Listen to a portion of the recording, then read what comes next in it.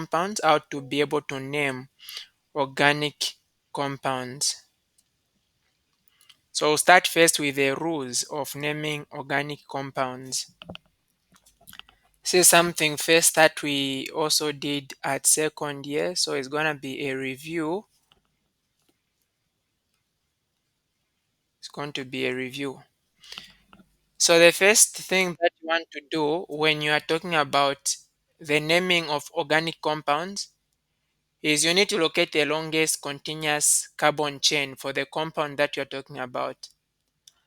Let's say, for example, this one that you've been given CH3, CH2, CH2, CH2, CH3. You can say this is the longest continuous carbon compound. You can also write it as a skeletal formula, the way it has been given there. So count and find the longest continuous carbon chain. So the longest continuous carbon chain doesn't mean that it should always be a straight, it should be straight. Sometimes you can bend to find the longest continuous carbon chain. For example, what has been given down, you can see the one in blue is the longest continuous carbon chain. So you just want to make sure that as you are counting, there is no point where you are pausing. You are counting and it is still going like that without you pausing.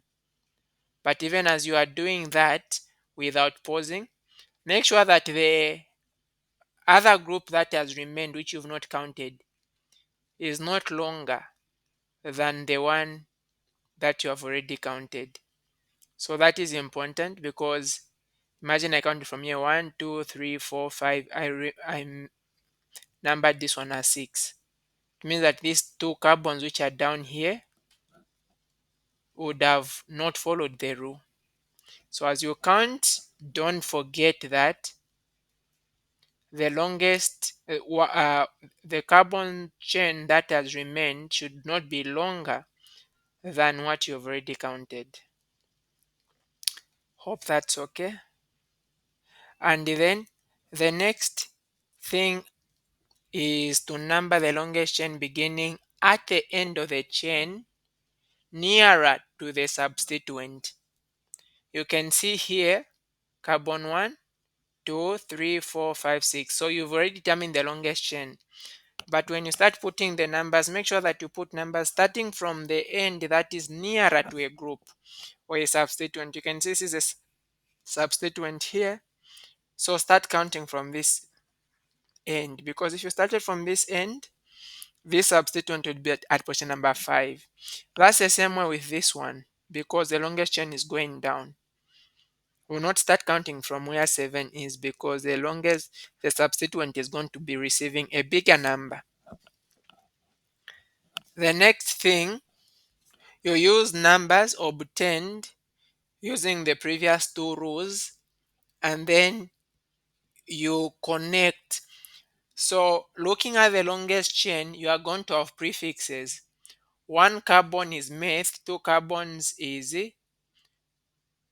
one carbon meth, two carbons eth, three carbons is prop, four carbons is but, five carbons is pent, six carbons is hex, 7 hept, 8 oct, 9 non, 10 is dec.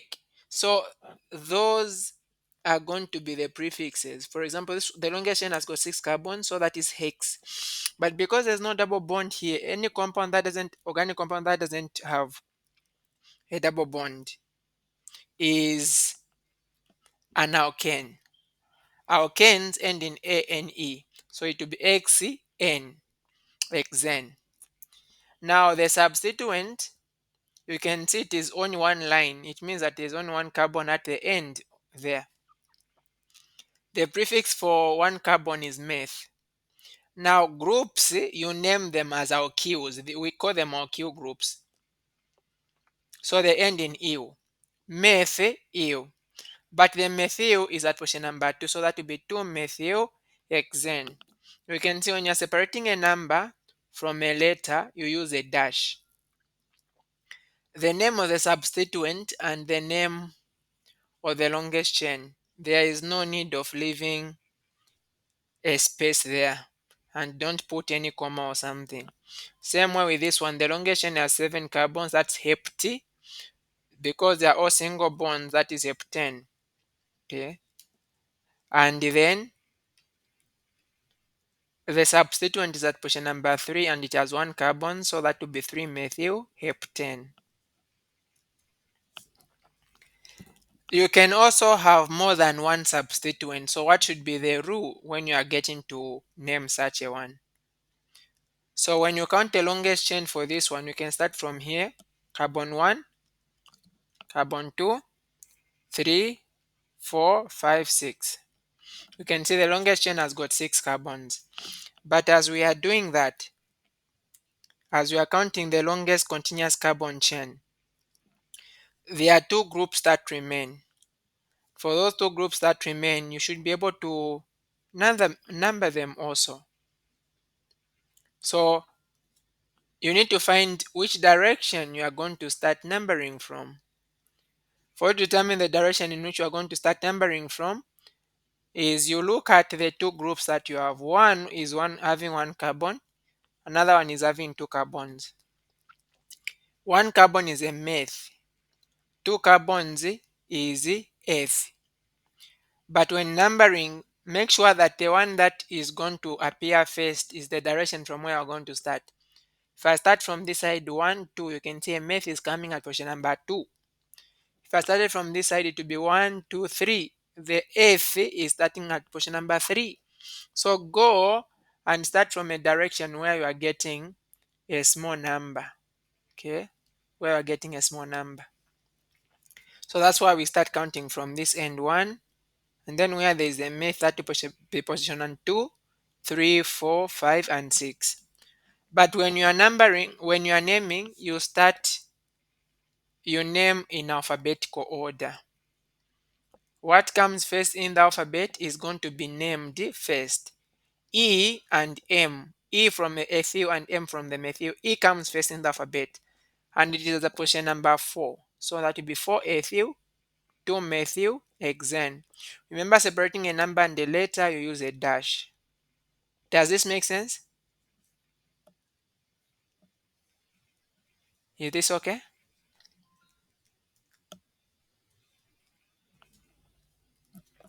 So sometimes you can have more than 2 substituents, which can be even on the same carbon, or more than 1 substituent.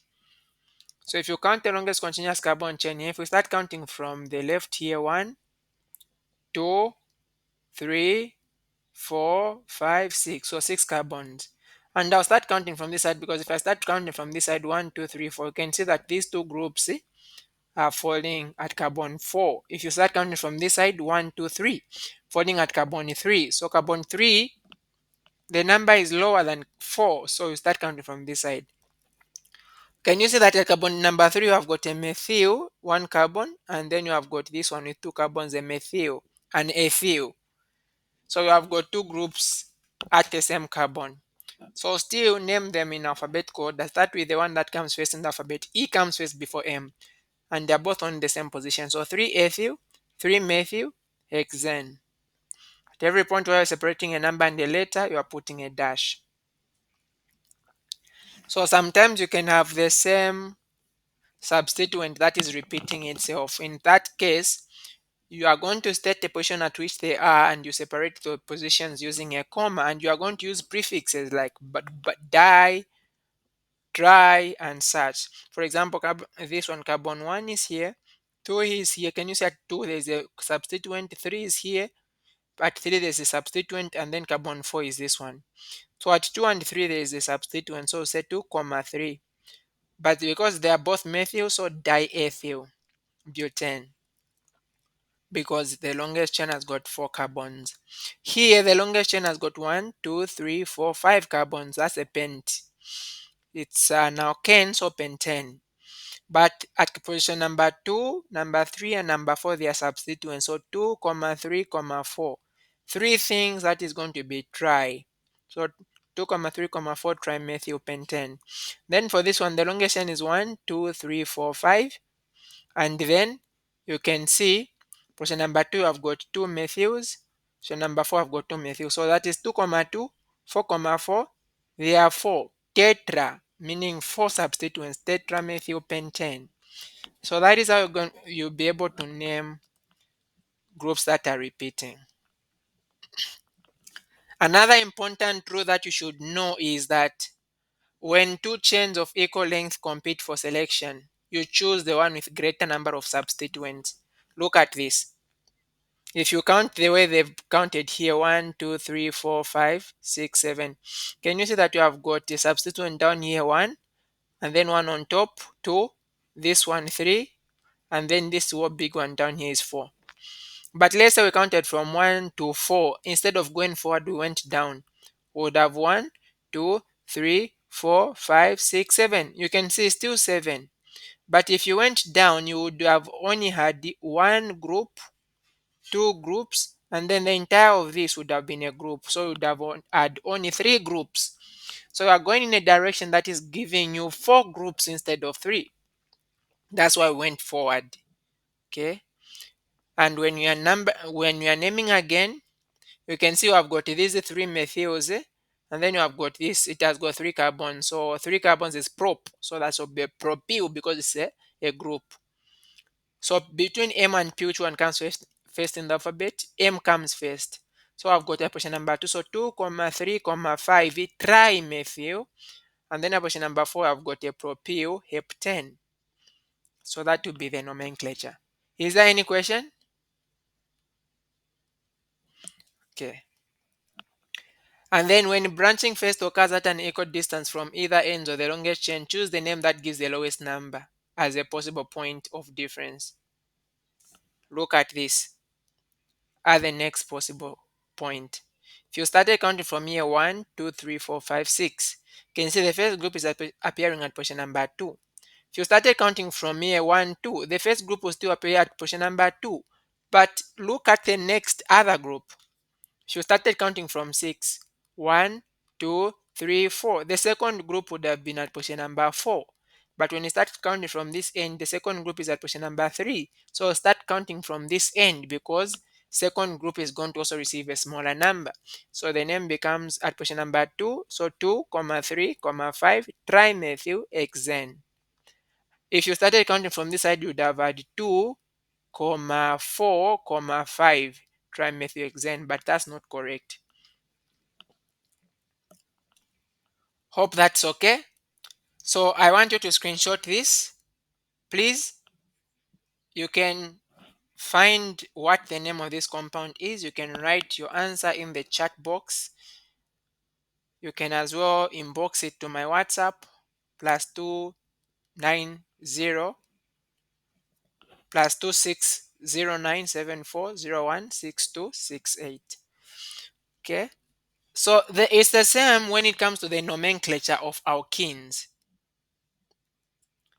The only thing is that for alkenes, you are going to consider where the double bond is. For example, look at this. Carbon 1, carbon 2, carbon 3, carbon 4. The double bond has position number. The double bond is between the first carbon and the second carbon. But when you are naming, you always pick the smaller, the carbon that is lower. All right. So the double bond is between 1 and 2. So you pick it that the double bond is on 1. So the way you name it is 1 butene. So alkenes end in ene. 1 butene. I could have also said but, get but, and then put a dash, put a position of the double bond, that's 1, then put another dash, and then put ene at the end, but 1n. Same with this one, 1, 2, 3, 4, 5, 6 carbons. So the double bond is between carbon number 2 and carbon number 3. So this will be 2xene or x2in. Don't start counting from this end where you find the carbon at position number 4. Again, you can see also for this one, you can see the way the molecule is. Carbon 1. When you are counting, make sure that the double bond is part of the longest chain. So it will not be correct for me to start from 1, I go to 2, and then I go up, like on top here to 3. Why? Because I've not included the double bond in the counting. It should be engulfed. So this is carbon 1, 2, 3, and 4. You can say at position number 2 we have got a methyl, it's a group, so that will be 2 methyl. And then the double bond is at position number 2, so that will be 2 butene, or 2 methyl but 2 in. If you look at this other compound here, remember, start from the direction where the double bond should receive a small number. That's why starting from these ends, even if you are going to have a substituent, is not an option, because the double bond should receive a small number. So 1, 2, 3, 4, 5, 6. Can you see that position number 2 I've got a methyl, position number 5 we have got a methyl. So 2,5 dimethyl, and then 2 hexane, because the elongation has got 6 carbons. We can also have these compounds being in a circle, cyclic compounds. When it is a cyclic compound, make sure that where you start counting, the double bond should be covered. So if I start counting from where 1 is, I shouldn't go to 5. Why? Because if I go to 5, I've not covered the double bond and it will receive a bigger number. So go in that direction. But specifically, why did we start counting from 1 here instead of at 2? Because as you are giving priority to the double bond, also give priority to the groups. So if I started counting from 2 and then went to 1, it means that this group A methyl would have received position number 2. It should, which is bigger than 1. So that's why you start counting from where a methyl is. So this is 1 methyl. For compounds that are in a circle, you put cyclo in front, 1 methyl cyclopentene, because it has got 5 carbons. For this one also, you can see we have started numbering from here where the double bond is. 1, 2, 3. Why did we start counting from 1? Why not starting from 2 and then going to 1? Remember, I've said that always cover the double bond when you are counting, so that you can receive a small number. So if we started from 2 and then 1 here becomes 2, so it will be 1, 2, 3, 4. Then you see that the group would have been at position number 4, which is a bigger number. So it's better you start at 1, 2, and 3, because the first group is going to, okay?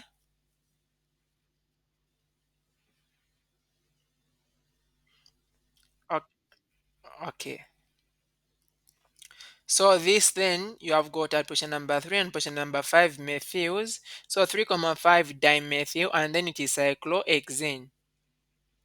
You can see we are not even putting the position of the double bond in a ring. Why? Because it's going to be the same. Wheresoever the double bond is going to be, that's where we start counting for the ring. And so there is no need of specifying the position unless if you have got a lot of double bonds. That's the same way we'll name other compounds. For example, you can see this is an alcohol, but it has got an alkene functional group. So when counting, it's no longer the double bond receiving the priority, but the OH, the alcohol. So you start counting from where the OH is. So it should be carbon 1, 2, 3, 4, 5. Can you see we have got a methyl at position number 4? So that will be 4 methyl. And then state the position of the double bond. So that is a 3, right? This is supposed to be pentene. But because this is not an alkene, drop the E at the end. That's why it is become pentene without E at the end. Put the position of the double bond, which is a 2, and then put O. Alcohols end in O. Or we can name it as 4-methyl. Remember, when you're naming an alkene, it has got 5 carbons. You can say penti 3N, E-N-E. So 4-methyl pent 3N. But because it's not an alkene, drop the E at the end of the N. And then put a portion of the alcohol, which is 2. And then put O. When you're separating a letter and a number, don't forget to put a dash. Same way with this compound here, but it is in a cyclic arrangement. When you are counting again, give priority to the alcohol and not the double bond. So start from where the alcohol is. We will not go in this direction. Instead, we'll take this direction because we need to give priority also to the double bond and the group, of course. So this will be 1, 2, 3, 4, 5, 6. So naming, first name the group, that is 2-methyl, and then name the double bond. Where is it? At position number 2 also. 2-cyclohexene. But the E at the end of hexene, drop it. Put the position now of the alcohol, 1-O. For this one, we've decided to also include the position, even if it's in a cyclic compound, the position of the double bond. Why? Because the priority wasn't the double bond, but the alcohol. So if you have got a higher functional group, you should state the position of the double bond. We could have also said 2-methyl cyclohexy, put the position of the double bond 2-N, but the E at the end of the N, drop it, put the position of the alcohol, and then put O.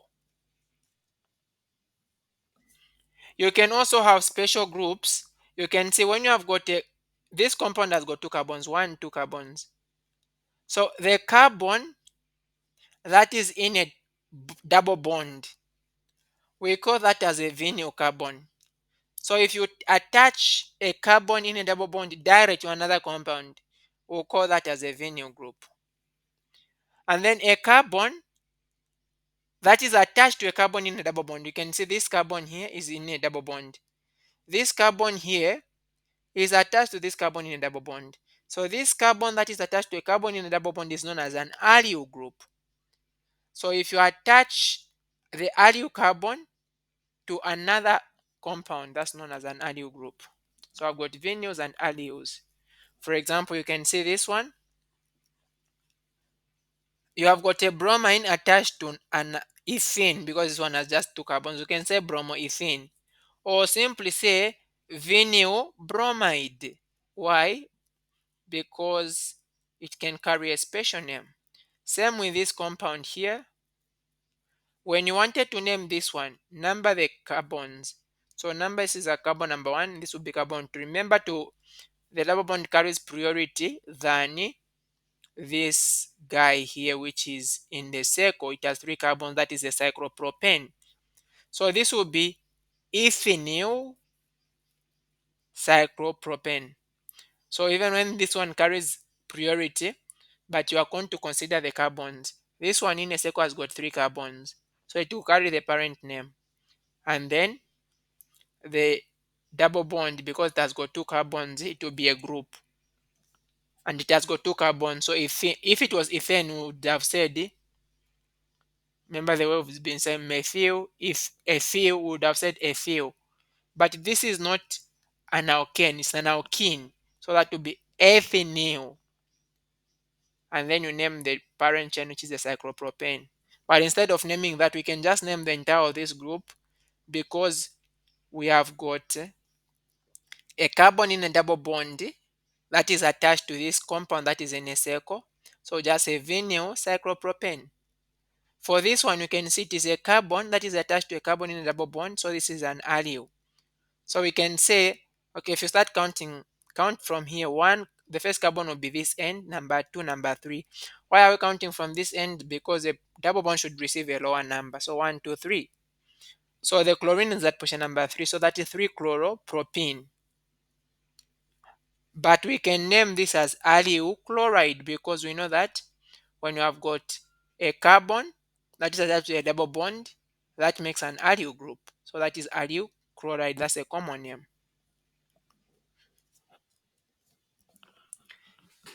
When it comes to alkenes, these with double bonds, you can also name them as cis or trans compounds, looking at the orientation of the 2 similar groups.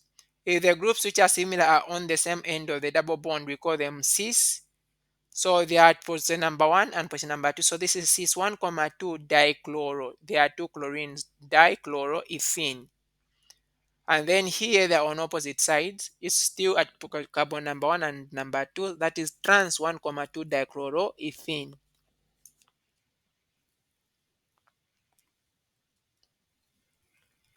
There is also what we call the EZ system when you are naming alkenes.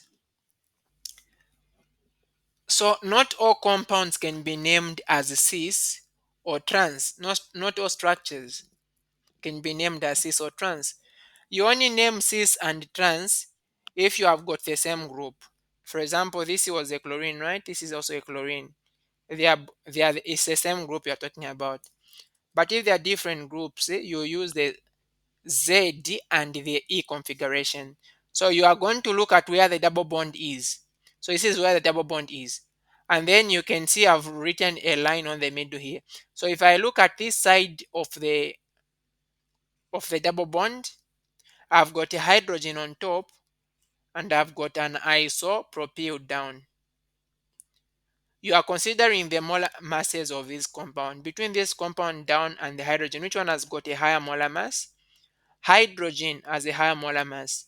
So I'm going to give it a number 1. I'll come also this side. Between this group down and the one on top, which one has a higher molar mass? The one on top has got a higher molar mass. I'll also give it 1 or just 2 anyway. So because these two guys are on the opposite sides, like these guys with the highest molar masses on the two ends of the double bond are on opposite sides, we designate E configuration. So you can now name this compound the way you're supposed to name it. Count the longest continuous carbon chain, you name it like that. But at the beginning of the name, you are going to put E. So let's say, for example, this is carbon number 1. So start naming, counting from here. 1, 2, 3, 4, 5, 6. This one has 6 carbons. That position number 2, there is this methyl.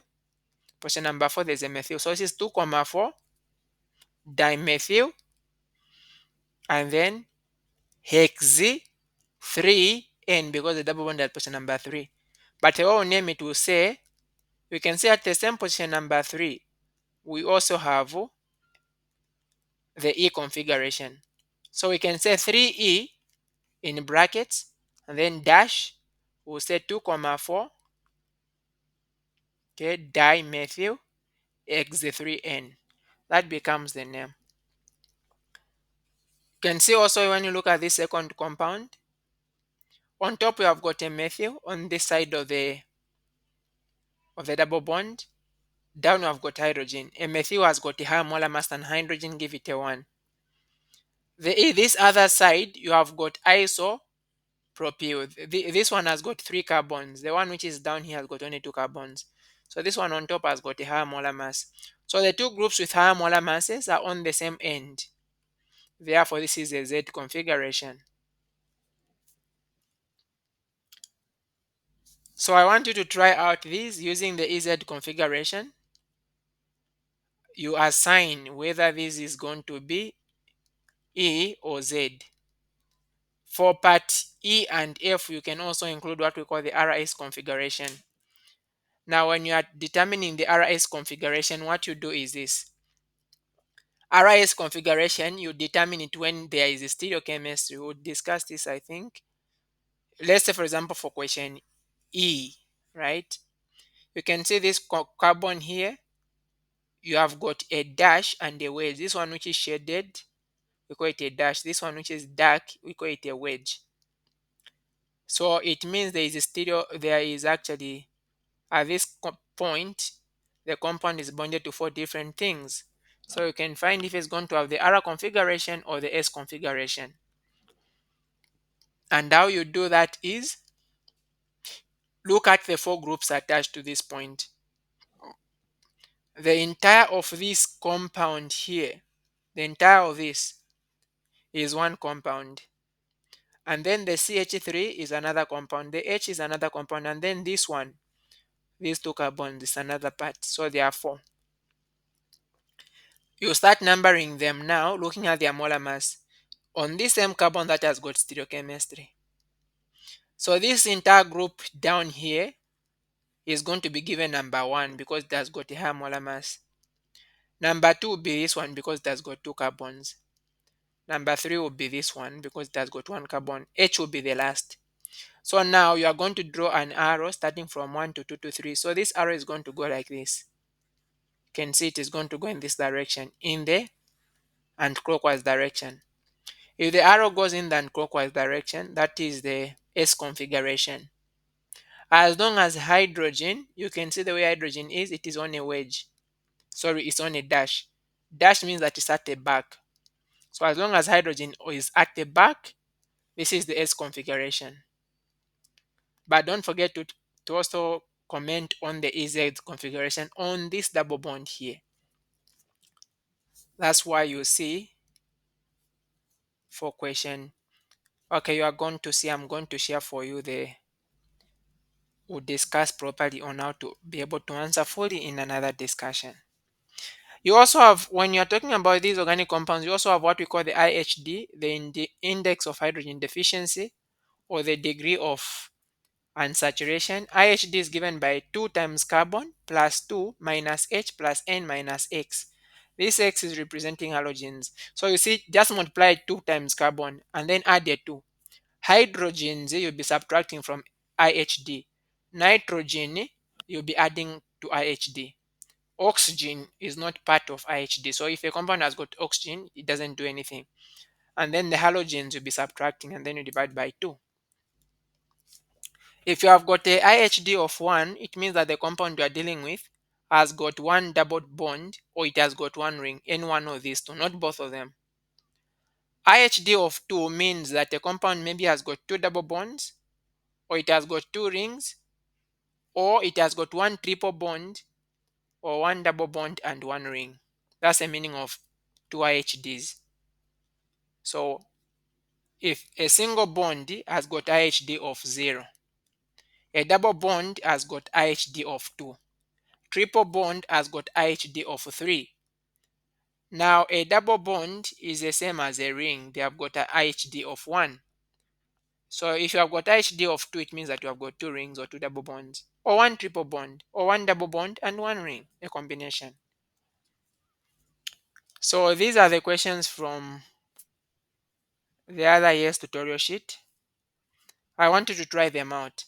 Calculate the degree of unsaturation IHD in the following and suggest 2 or 3 possible structures. So the structures, if you find something that has got IHD of 1, it means that it has got a double bond or it has got a ring, but make sure that it balances with the formula that you've been given. Provide an explanation for the following observations. Why is the boiling point for cis-2-butene higher than that of trans? And then why is that for trans? Why is trans-2-butene more stable? And then rank the following in order of their priority, starting with the lowest. So when you're ranking in order of priority, you're just looking at molar mass. The one with lowest molar mass has got the lowest priority, and then you go to the next. Write the 2D or 3D stereochemical formula and give the name as EZ designation for this. So just write the structure, and then the structure that you write, have you written it in the EZ form or the Z form? These are the same questions that came in test 1, also in the exam. Write the name of the following 3D structures, including the pertinent stereochemistry. So what is the name? Include the stereochemistry. Is it E or Z? Which one is Z or E isomer? Then you also have that. Write a bond line of the following. So very simple questions and basic to help you revise and get through what you've done. So those that you answer, be free to send to my contact line +2609740162668, and then we'll be able to see if you've done what is right.